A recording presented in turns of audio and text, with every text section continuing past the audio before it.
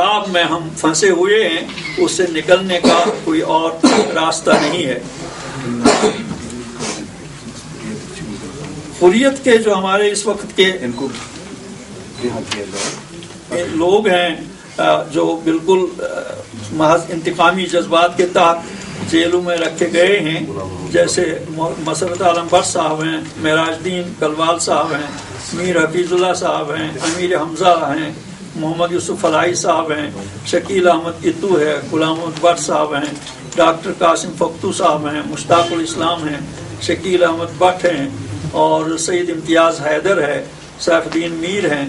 اور حریت کے دوسرے کارکنوں سمیت جیسا میں نے آپ سے کہا کہ 800 لوگ جیلوں میں نظر بند ہیں۔ تو اس طرح ہم ان کی رہائی کا پرزور مطالبہ کرتے ہیں کہ ان کو رہا کیا جانا چاہیے۔ ان کو بار بار کیسز میں گرفتار کیا جاتا ہے، کیسز کی ضمانت ہو جاتی ہے تو پھر دوسرے کیس لائے جاتے ہیں، ان میں بھی ضمانت ہوتی ہے تو پھر دوسرے کیس لائے جاتے ہیں، تو پبلک سیفٹی ایکٹ کاش ہو جاتا ہے تو پھر گرفتار کیا جاتا ہے، دوسری بار پھر پبلک سیفٹی ایکٹ لگایا جاتا ہے تو وہ بھی کاش ہو جاتا ہے تو پھر تیسرا لگوایا جاتا ہے۔ تو یہ ایک بہت بڑا مکر فریب ہے، جس مکر فریب کے سہارے یہاں کی حکومت ہمارے سروں پر سوار ہے۔ تو اس ساری صورتحال میں ہمیں اپنی جدوجہد کو جاری رکھنا ہے، اور میں آپ سے نہایت پرخلوص انداز میں اور بڑے اعتماد کے ساتھ کہوں گا کہ کوئی آزادی کی جدوجہد ناکام نہیں ہوئی ہے اب تک۔ سب لوگوں نے جن نے آزادی کے لیے جدوجہد کی ہے اور جو ان کا موقف تھا مبنی بر صداقت تھا، اور اس مبنی بر صداقت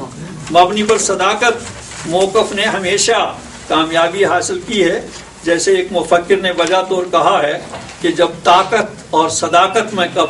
جنگ ہوتی ہے، ایک طرف طاقت ہوتی ہے اور دوسری طرف صداقت ہوتی ہے، تو تاریخ کے ہر دور میں طاقت نے شکست کھائی ہے اور صداقت نے فتح پائی ہے۔ تو میں اسی اعتماد کے ساتھ آپ سے عرض کروں گا کہ ہم ضرور انشاءاللہ فتح پائیں گے اندھی طاقت کے مقابلے میں۔ تو اسی طرح ہمارے جموں کشمیر کا خطہ جو ہے، میں نے بار بار آپ سے کہا ہے کہ ہم کبھی جموں کشمیر کے خطے کی تقسیم قبول نہیں کریں گے۔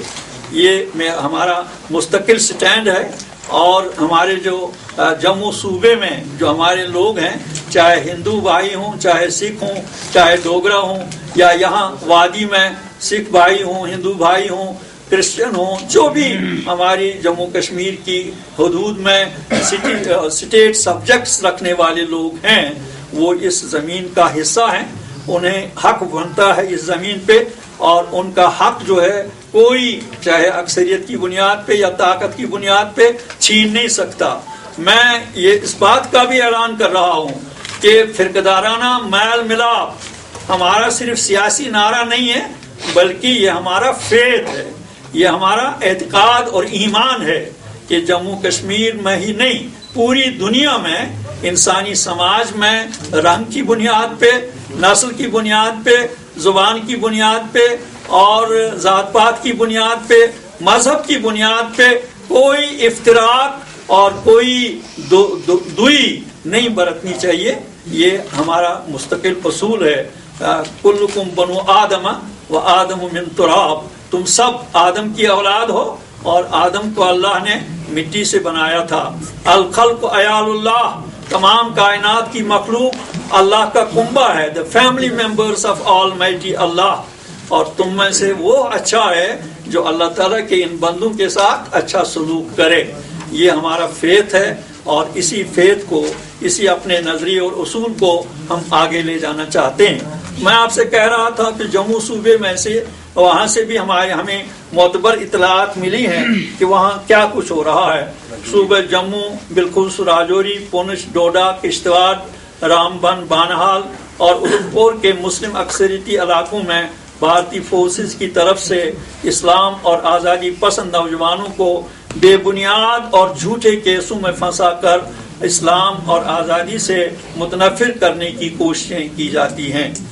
بھارتی فورسز صحت افزا اور عوام کی ملکیتی زمین پر روز بروز اپنے قبضے کو اضافہ کر رہی ہے، اور ایک منصوبہ بند سازش کے تحت عوام کی تمام تر ضروریات زندگی، پینے کا پانی، جنگلات، مال مویشی کی چراگاہوں کے حقوق زبردستی چھینے جاتے ہیں، اور ٹیریٹوریل آرمی کے نوجوان اپنے آفیسروں کی پشت پناہی میں راتوں کو نقاب پہن کر لوگوں کے گھروں میں زبردستی داخل ہو جاتے ہیں اور بندوق کی نوک پر ہر قسم کی غیر انسانی اور غیر اخلاقی حرکات کرتے ہیں۔ اور بھارتی فورسز سدبھاونا کے نام پر بڑے بڑے تعلیمی اداروں میں کلچرل پروگرام کرتے ہیں اور وہاں نوجوان مسلم طالبات کو ناچنے اور گانے پر مجبور کرتے ہیں۔ یہ بے حیائی اور فحاشی کو فروغ دیے جانے کی ایک سازش ہے۔ ہمارے پاس بھی اطلاعات آئی ہیں، یہ معتبر اطلاعات ہیں ہمارے پاس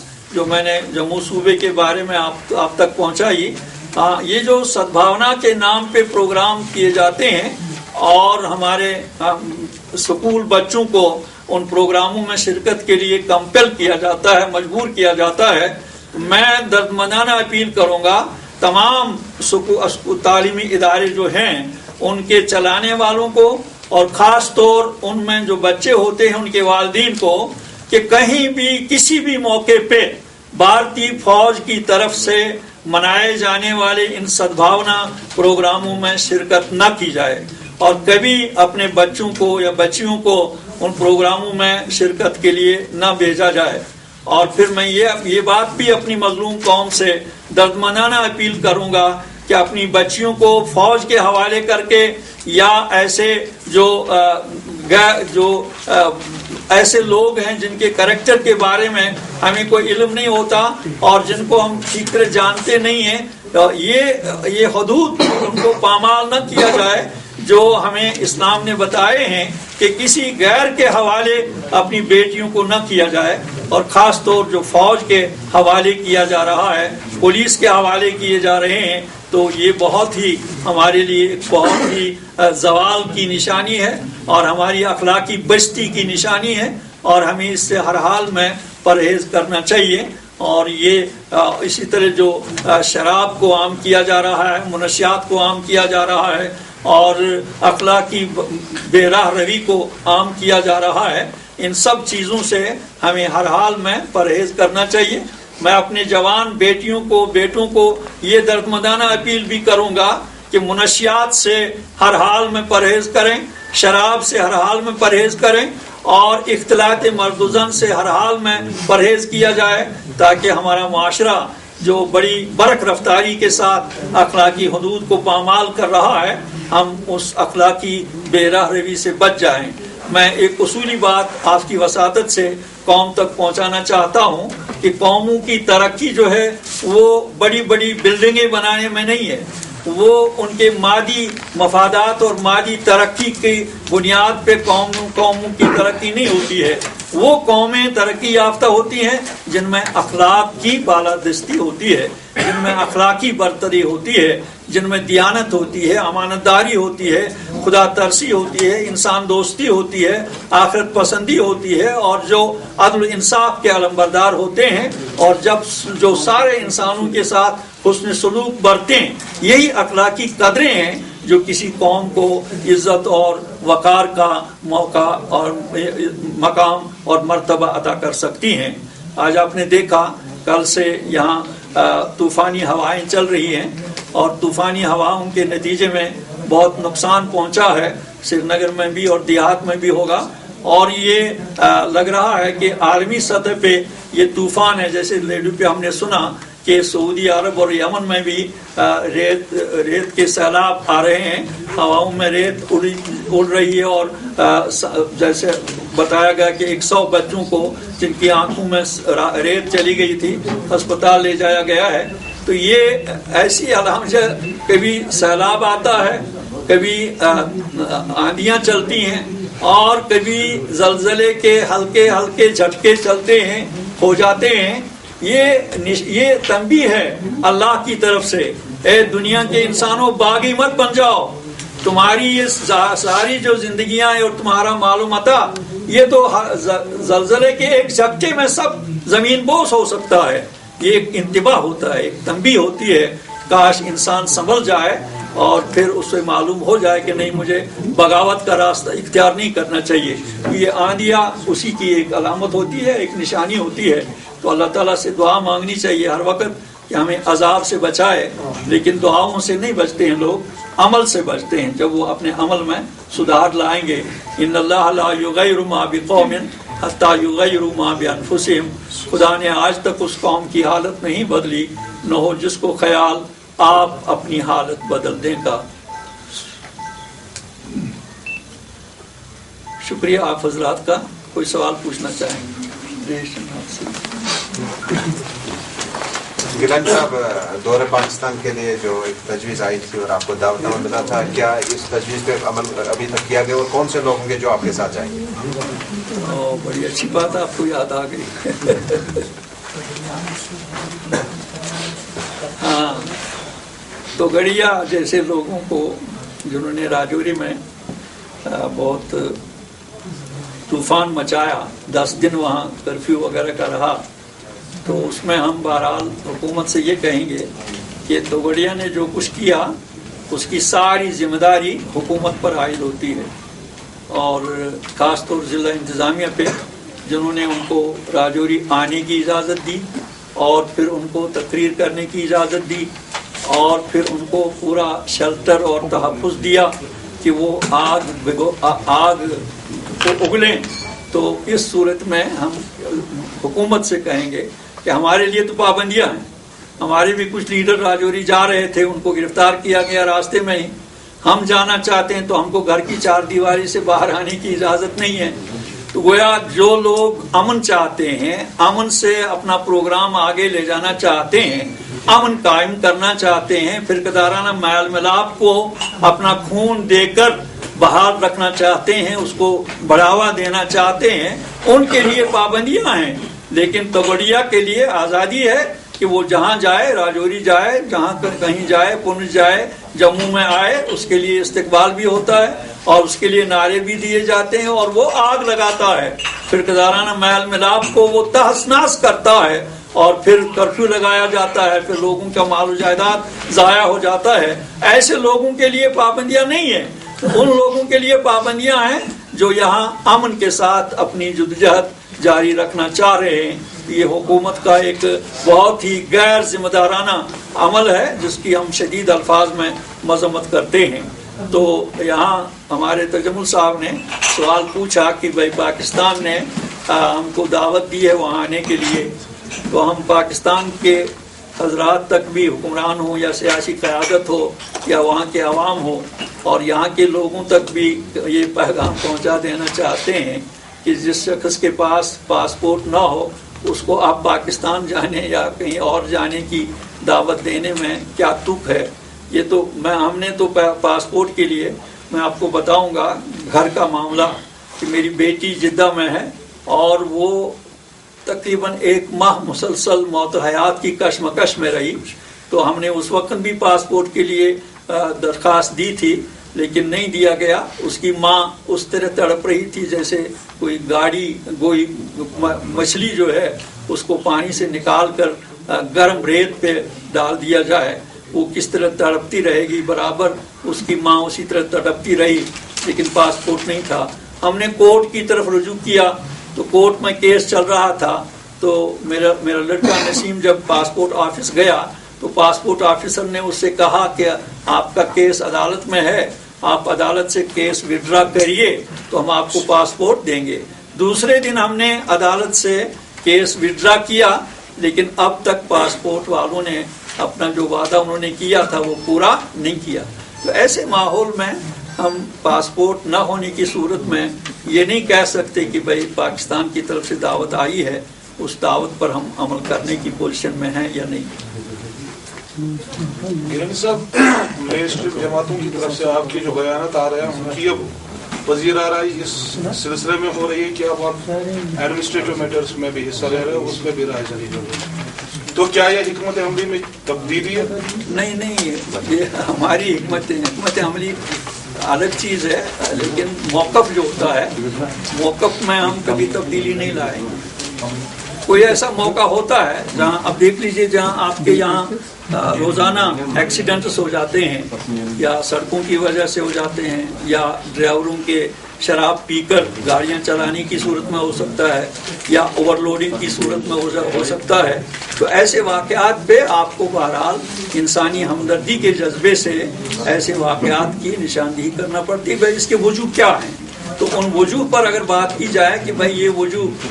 دور کیے جائیں تاکہ یہ ایکسیڈنٹس نہ ہوا کریں، تو اس سے آپ کا یہ نتیجہ نکالنا کہ بھائی ہم اپنے موقف میں خدا نخواستہ اس میں اعلان پیدا کر رہے ہیں، کمزوری یا اس میں ہم چینج لا رہے ہیں، یہ بہرحال تجزیہ صحیح نہیں ہوگا. ایک اور سوال ہے، بھارت جو وزیر خزانہ نے مرکزی وزیر خزانہ نے اپنے بجٹ میں جو دفاعی بجٹ ہے اس میں ایک تو اضافہ کیا گیا اور جو نئے فوجی سربراہ بھارت کے وہ پہلے ہی مبینہ فرض جڑ میں پھنسے ہوئے، تو کس نظر سے اس کو مطلب کشمیر پہ اس پہ کیا اثر پڑے گا؟ ہم نے تو یہ کہا ہے کہ جب بجٹ آیا اس کے بعد تو ہمارا اسٹیٹمنٹ آپ کو پڑھنا چاہیے تھا. ہمارا اسٹیٹمنٹ آ گیا ہے کہ بھارت اپنی فوجی طاقت میں زیادہ سے زیادہ اضافہ کر رہا ہے اور اس اضافے کے پیش نظر ان کو سب سے زیادہ جموں کشمیر کا اپنا فوجی تسلط برقرار رکھنے کی پالیسی ہے. اور آپ کو یہ بھی معلوم ہونا چاہیے کہ پوری دنیا میں جو اسلحہ کی خریداری ہو رہی ہے اس میں بھارت اول نمبر پہ ہے کہ وہ پوری دنیا سے اسلحہ خرید رہا ہے اور اسلحہ جمع کر رہا ہے. اور اس طرح بھارت کی جو فوجی پالیسی ہے وہ یہ ہے کہ نہ صرف پاکستان، نہ صرف بنگلہ دیش، نہ صرف نیپال، نہ صرف سری لنکا، بلکہ وہ دوسرے ممالک پر بھی اپنی دھاک بٹھانا چاہتا ہے اور اسی لیے وہ زیادہ سے زیادہ ہتھیار جمع کر رہا ہے اور سب سے زیادہ جموں کشمیر کے متنازع خطے پہ وہ اپنے جبری قبضے کو جاری رکھنے کی پالیسی پر کاربند ہے اور اسی لیے وہ زیادہ سے زیادہ ہتھیار مانگ رہے ہیں، ہتھیار جمع کر رہے ہیں. فوجی سربراہ کے بارے میں جو فوجی سربراہ بھارت کے نئے نامزد ہوئے ہیں وہ جنگلات منڈی مبینہ فرضی انکاؤنٹر میں پھنسے ہوئے، تو کیا اب انہیں ہی ایک بار پھر ابھی عدالت میں بھی مقدمہ چل رہا تو انہیں ہی بھارت کا نیا فوجی سربراہ مقرر کیا گیا؟ یہ تو ایک مثال ہے. آپ خود دیکھ لیجئے کہ بھارت کے جو سربراہان ہیں یا جو حکومت چلانے والے لوگ ہیں ان کی اخلاقی حیثیت کیا ہے. خود آپ کے یہاں آپ دیکھ رہے ہیں کہ آپ کی حکومت جو یہاں ہے فاروق عبداللہ کے خلاف کتنے کیسز ہیں اور اسی طرح دوسرے منسٹر حضرات ہیں ان کے خلاف کتنے گھپلے ہیں، کتنے کیسز ہیں. یہ سب کچھ ڈی جی پولیس کے خلاف، ہاں ڈی جی پولیس کے خلاف وہ 1996 میں ان کے خلاف 3 جوانوں کو حراست میں لے کر قتل کرنے کا کیس چل رہا ہے. لیکن آپ اندازہ کریے، آپ ذرا اپنے دامن کو بھی دیکھ لیجئے، اپنے گریبان کو بھی دیکھ لیجئے. ہم نے کئی بار کہا ہے کہ بھائی ڈی جی کے خلاف 96 میں 3 جوانوں کے قتل کرنے کا الزام ہے. یہ اس وقت وہاں جموں میں آن ڈیوٹی تھے لیکن اس کے خلاف عدالت میں بھی کیس گیا، وہاں بھی کسی نے اس کا پرسان حال نہیں کیا، میڈیا میں بھی نہیں آنے دیا گیا. ہم نے خود کہا ہے کئی بار پریس میں، یہاں ایک سیمینار میں بھی میں نے اس کا تذکرہ کیا لیکن کبھی ہمارے پریس والے نے کہیں جرت کی کہ اس کا تذکرہ کریں. ان کو روکا گیا ان کا دباؤ ڈالا گیا کہ نہیں اس کا تذکرہ نہیں آنا چاہیے. وزیر اعلیٰ پر بھی ایک کیس چل رہا ہے محمد عمر کے اپنے ہی کارکن کے، وہ بھی قتل میں ملوث ہیں. تو یہ ان لوگوں سے آپ کسی خیر کی توقع رکھیں تو یہ کوئی بہت دور کی بات ہے. جناب صاحب آپ نے یہ کہا کہ الیکشن جو ہے آنے والے ہیں بلدیاتی، ان میں بائیکاٹ ہونا چاہیے، لوگ ووٹ نہ ڈالیں، لیکن اس سے پہلے بھی آپ نے کئی بار اپیل کی لیکن اپیل کا کوئی اثر نہیں دکھا. ہم نے بھی لوگوں سے بات کی، ہم نے ڈسکور کیا کہ لوگ کہتے ہیں کہ نہیں ہم ووٹ دے دیں گے، ہم کوئی چینج چاہتے ہیں، ڈیولپمنٹس چاہتے ہیں. تو اس بار کیا ایکسپیکٹ کر رہے ہیں؟ جو قوم غلام ہوتی ہے بیٹا، میری طرف سے عوام تک ایسی باتیں کہنے والوں تک پیغام پہنچا دیجئے کہ جو قوم غلام ہوتی ہے اس کے لیے سڑکیں آزادی نہیں دے سکتی،